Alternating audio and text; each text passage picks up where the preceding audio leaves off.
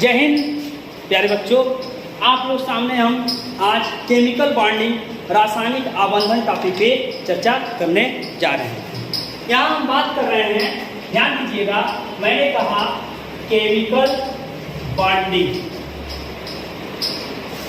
रासायनिक आबंधन, रासायनिक आबंधन। Chemical bonding क्या है? ध्यान दीजिएगा कि प्रकृति में जो भी रासायनिक तत्व हैं, उन रासायनिक तत्वों के परस्पर आकर्षण द्वारा या एक दूसरे से वो जिस आकर्षण बलों द्वारा एक दूसरे से बंधे होते हैं, वह प्रक्रिया रासायनिक आबंधन कहलाती है। वो उनके बीच में पाए जाने वाले बंध रासायनिक आबंध कहलाते हैं। हम कह सकते हैं परमाणुओं, अणुओं या आयनों या तत्वों के परस्पर आकर्षण के कारण बना हुआ बंध रासायनिक आबंध तथा उनके बीच की यह प्रक्रिया रासायनिक आबंधन कहलाती है। यानी सीधा सा मतलब है process of bond formation called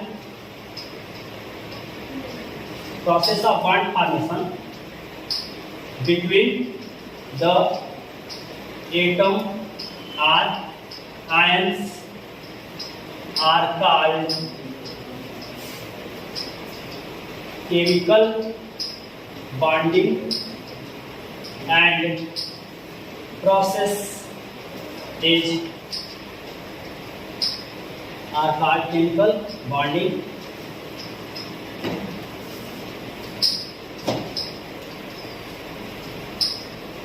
and it called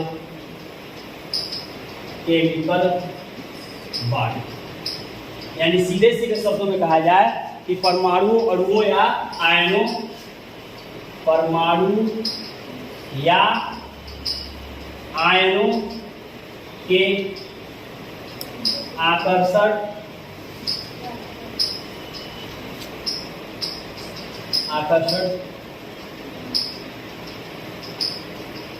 के कारण उनके बीच बनने वाले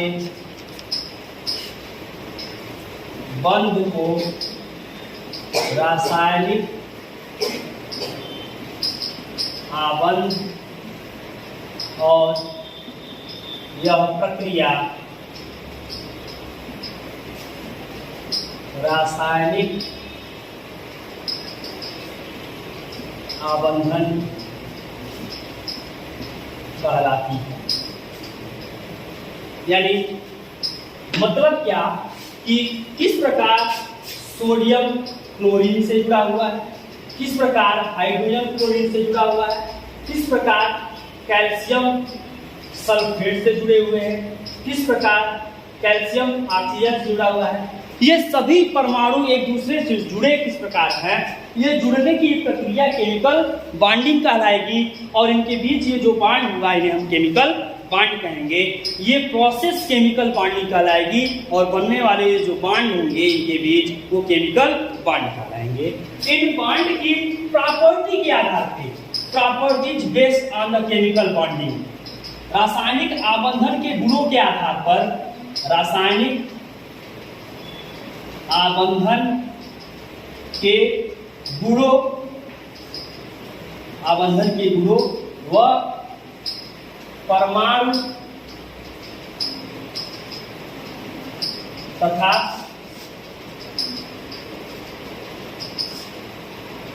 आयन व तत्वों के गुणों के आधार पर रासायनिक आबंधन को मुख्यतः 3 भागों में बांटा गया। मुख्यतः 3 भागों में बांटा गया है, जिसे हम आयनिक बांड, कोवैलेंट बांड और कोऑर्डिनेट बांड के नाम से जानते हैं। पहला इसे जो 3 भागों में बांटा गया है। First and on the basis of property of chemical bonding and on the basis of property of ion and elements the chemical bonding classified in 3 category. इसके जो 3 कैटेगरी हैं, जो 3 भागों में बांटे गए हैं। पहला आयनिक बॉन्ड, इसे वैद्युत संयोजी बंध या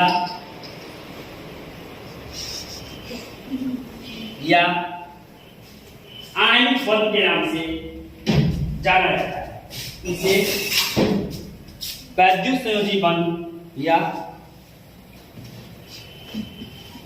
आयनिक बंध के नाम से जाना जाता है। दूसरा कोवैलेंट बॉन्ड,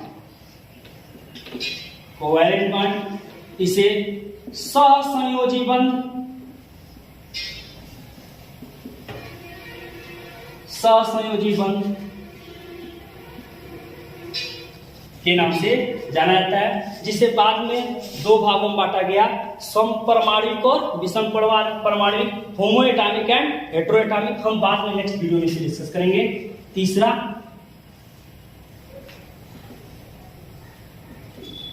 कोऑर्डिनेट बॉन्ड, इसे कहते हैं उप सह संयोजी बंध। ध्यान दीजिएगा, यहाँ आयनिक बंध जिसे हम वैद्युत संयोजी बंध या आयनिक बंध कह रहे हैं, इसे इलेक्ट्रोस्टैटिक बॉन्ड के नाम से भी जाना जाता है। इसका दूसरा नाम इलेक्ट्रोस्टैटिक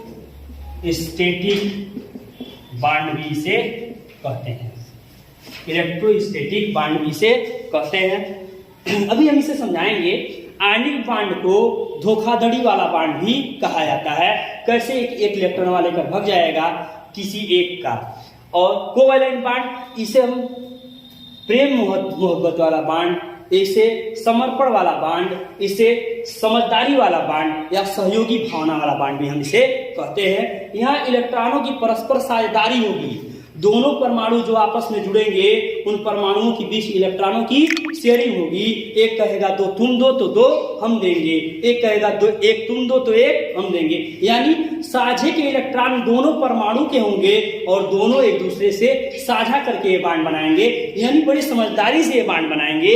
ये कोवैलेंट बॉन्ड, ये उदाहरण मैं अभी आपके सामने प्रस्तुत कर रहा हूँ। फिर कोऑर्डिनेट बॉन्ड, इसे कोऑर्डिनेट बॉन्ड ये वो बॉन्ड है जिसमें एक परमाणु इलेक्ट्रॉन देगा, लेकिन देगा ऐसे, बस ये समझ जाइए कि मिलेगा नहीं। यानी साझे का इलेक्ट्रॉन युग्म केवल एक ही परमाणु द्वारा किसी दूसरे परमाणु दिया जाएगा। देने का मतलब क्या, उसे वो महसूस कराएगा कि महसूस करो कि तुम्हें दोनों इलेक्ट्रॉन हम दे रहे हैं, लेकिन पूर्ण रूप से देंगे नहीं। इसे ललचौआ बॉन्ड भी हम कह सकते हैं। यानी कहने का मतलब मिठाई रखा हुआ है, मिठाई देखते रहिए, मिठाई आपका भी है मेरा भी है, लेकिन मिठाई आप नहीं खाएंगे, ये कहने का मतलब है उप सहसंयोजी बंध में। अभी इसके उदाहरण हम आपके सामने रखेंगे। पहले आइए हम बात करें आयनिक बॉन्ड। मैंने क्या कहा, आयनिक बॉन्ड क्या है, जो इलेक्ट्रॉनों के आदान प्रदान से या इलेक्ट्रॉनों के स्थानांतरण से बॉन्ड बनते हैं, उसे आयनिक बॉन्ड कहते हैं। इलेक्ट्रॉनों के स्थानांतरण या आदान प्रदान से जो बंध बनते हैं उसे हम आयनिक बॉन्ड कहते हैं। फॉर एग्जांपल NaCl, NaCl में सोडियम का इलेक्ट्रॉन, NaCl में सोडियम का एक इलेक्ट्रॉन क्लोरीन लेकर चला जाएगा, तो सोडियम Na+ और क्लोरीन Cl-। यानी क्या देख रहे हैं कि सोडियम के वाय कोष में एक इलेक्ट्रॉन देख सकते हैं 2 8 1, क्लोरीन के वाय कोष में 2 8 7 इलेक्ट्रॉन। तो क्लोरीन चाहेगा कि सोडियम का इलेक्ट्रॉन ले ले, इसलिए क्लोरीन एक इलेक्ट्रॉन ले लेगा, और जैसे लेगा तो क्लोरीन हो जाएगा, सोडियम हो जाएगा 2 और 8 सोडियम प्लस, और क्लोरीन हो जाएगा 2 8 और 8 Cl-। यहाँ प्लस माइनस का निर्माण होगा, यहाँ इलेक्ट्रॉनों का आदानम प्रदानम होगा। एक इलेक्ट्रॉन देगा, एक इलेक्ट्रॉन ग्रहण करेगा, एक डोनर होगा, एक एक्सेप्टर होगा। Cl इलेक्ट्रॉन ले रहा है, एक्सेप्टर होगा, ग्राही होगा। झपटा होगा, झपट करके खींच लेगा, और सोडियम इलेक्ट्रॉन दे रहा है, त्याग देगा, त्याग करके अपना स्टक पूरा। इस मामले में भले ही धोखाधड़ी हुई, एक ने इलेक्ट्रॉन ले लिया, एक ने दे दिया, लेकिन दोनों इलेक्ट्रॉन त्याग करके और ग्रहण करके अस्थायित्व प्राप्त करते हैं, अपने स्टक नियम का भी पालन करते हैं। परस्पर इलेक्ट्रॉनों के आदानम प्रदानम से, इलेक्ट्रॉनों के स्थानांतरण से बनने वाले बंध को आयनिक बंध कहते हैं। दूसरा कोवैलेंट बॉन्ड, जिसे मैंने कहा ये बड़ा समझदारी वाला बॉन्ड होता है। जैसे एग्जांपल ले लीजिए, oxygen double bond oxygen, hydrogen H2 यानी hydrogen single bond hydrogen, nitrogen triple bond nitrogen. ये डबल बॉन्ड ट्रिपल बॉन्ड ये सब आ कहां से रहा है? ये सब हैं इलेक्ट्रॉनों की जो साझेदारियां हो रही हैं। अगर एक इलेक्ट्रॉन युग्म की साझेदारी होगी, एक इलेक्ट्रॉन युग्म होगा, अगर साझेदारी में एक इलेक्ट्रॉन युग्म भाग लेगा तो याद रखिएगा बनने वाला बंध हमेशा सिंगल बॉन्ड होगा। अगर दो इलेक्ट्रॉन युग्म साझेदारी में भाग लेंगे तो ध्यान दीजिए बनने वाला बॉन्ड डबल बॉन्ड होगा। और तीन इलेक्ट्रॉन युग्म परस्पर अगर साझेदारी में भाग ले रहे हैं तो बनने वाला बंध ट्रिपल बॉन्ड होगा। ये ध्यान दीजिएगा। नाइट्रोजन, देखिए एग्जांपल देखिए, हाइड्रोजन एक इलेक्ट्रॉन, दूसरा हाइड्रोजन एक इलेक्ट्रॉन शेयरिंग किया, बॉन्ड बना लिया, hydrogen single bond hydrogen. Oxygen double bond oxygen, मतलब क्या? ऑक्सीजन के वैलेंस शेल में 6 इलेक्ट्रॉन, दूसरे का भी ऑक्सीजन में वही होगा, और ये दो इलेक्ट्रॉनों की शेयरिंग करेंगे, शेयरिंग करके अपना स्टक पूरा करेंगे, और जैसे स्टक पूरा करेंगे वो डबल बॉन्ड हो। मतलब सुनो कि एक ऑक्सीजन का दूसरे ऑक्सीजन का, दोनों क्या कर रहे हैं? शेयरिंग कर रहे हैं। दो पेयर इलेक्ट्रॉन अगर शेयरिंग कर रहे हैं तो क्या बनाएंगे? Double bond. 1 pair electron sharing करेगा तो सिंगल बॉन्ड, ऐसे ही 3 पेयर करेंगे तो ट्रिपल बॉन्ड, ऐसे ही नाइट्रोजन ट्रिपल बॉन्ड नाइट्रोजन। समझ लीजिए, नाइट्रोजन का 1, नाइट्रोजन के 5, दूसरे नाइट्रोजन के भी 5, लेकिन शेयरिंग करेंगे 3 तो 5 3 8, ये 5 3 8, दोनों का स्टक पूरा भी हो गया, दोनों का स्टक पूरा भी हो गया, और इसके बीच नाइट्रोजन ट्रिपल बॉन्ड नाइट्रोजन भी बन गया, जिसे हम कहते हैं N2, जिसकी पर्यावरण में प्रतिशतता कितनी है? 78.4। सबसे अधिक पर्यावरण में वातावरण में मौजूद गैस क्या है? नाइट्रोजन। क्यों है? क्योंकि ये प्रकृति को क्या कर रहा है? न्यूट्रलाइज कर रहा है। ये एक तरह से एक सही ढंग से सारी व्यवस्थाओं को बनाए हुआ है। अगर इसकी मात्रा बहुत कम हो जाए ना, अगर ऑक्सीजन बहुत ज्यादा हो जाए तो भग आग लगेगा, हर जगह क्या लगेगा? आग लगेगा। इसीलिए भगवान ने नाइट्रोजन को क्या एक तरह से बहुत पर्याप्त मात्रा में दिया हुआ है कि न्यूट्रलिटी क्या हो, बनी रहे। ये आपके सामने मैंने 2 बॉन्ड को क्लियरली डिस्कस किए। इस आयनिक, कोवेलेंट और कोऑर्डिनेट बॉन्ड पे मैं नेक्स्ट वीडियो आपके सामने प्रस्तुत करूंगा, जो बेहतरीन एग्जाम्पल के साथ और बेहतरीन ढंग से मैं इसे आपके सामने रखूंगा। आज के लिए बस इतना ही। Thanks to all of you. Please subscribe the channel. Thanks to all of you.